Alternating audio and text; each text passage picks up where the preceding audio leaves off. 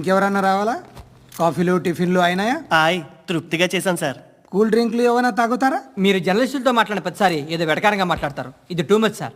వెటకారం కాదు, సీరియస్. తిన్నామా పడుకున్నామా తెల్లరిందా, అందరూ ఇదే కాన్సెప్ట్తో బతుకుతున్నారు. నిన్ను ఎవరెవరో కాల్చుకు చచ్చారు. ఏం జరిగిందో, ఎందుకు చచ్చారో కారణాలు ఇంకా మాకు తెలియవు. మీరేమో నిమ్మకు నిరేతని పోలీస్ డిపార్ట్మెంట్ అని రాసేసి వెళ్ళిపోతారు. కానీ ఇంత వైలెన్స్ జరగడం మంచిదంటారా? మంచిదే. పేపర్లో మంచి మంచి హెడింగ్లు పెట్టుకోవచ్చు, ఎక్కువ పేపర్లు అమ్ముకోవచ్చు. మీ టీవీలో ఈ నేరాలన్నిటి మీద మంచి మంచి ప్రోగ్రాంలు చేయొచ్చు. పసుపు పారాని ఆరక ముందే గొంతు తెగి పడ్డాన్నవ వధువు, కామందుడి కామానికి బలేనా 10 ఏళ్ల బాలిక బ్రేక్ తర్వాత చూడండి. ఎంతో ఆనందంగా ఇంట్రెస్టింగ్గా చెప్తారు. ఎలా చంపచ్చో వివరంగా షూట్ చేసి మరీ చూపిస్తారు. జనం కూడా చూస్తారు. టీఆర్పీ రేటింగ్స్ పెరుగుతాయి. పుష్కలమైన యాడ్లు డబ్బుకు